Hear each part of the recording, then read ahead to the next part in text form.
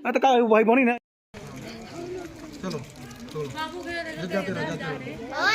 जाते रहो अरे पैर नहीं छोड़िए।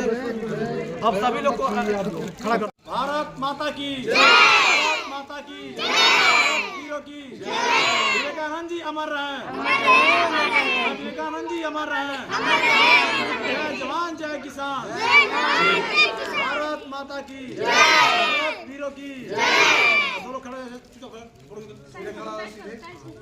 कल्याण समिति के तत्वाधान में स्वामी विवेकानंद जयंती के पूर्व संध्या पे स्वामी विवेकानंद आदर्श निःशुल्क पाठशाला के 9 बच्चों के बीच उनकी जयंती समारोह को मनाने का जो है एक सौभाग्य प्राप्त हुआ है। आज इन युवाओं को, इन छात्रों को देख करके मुझे भी काफ़ी प्रसन्नता हो रही है कि यह लोग जो है शिक्षा को ग्रहण कर रहे हैं। और एक युवा जन कल्याण समिति का प्रमुख अध्यक्ष होने के नाते मैं कुलदीप पांडे कहना चाहूँगा कि जिस प्रकार से संगठन जो निरंतर जो 10 वर्षों से काम करती चली आ रही है, उनके आदर्शों पर चलने का हम प्रयास कर रहे हैं। मुझे पूरा उम्मीद है कि आप सभी छात्र जो है पढ़ लिख करके आगे बढ़ेंगे और विवेकानंद जी के आदर्शों पर चलने का प्रयास करेंगे।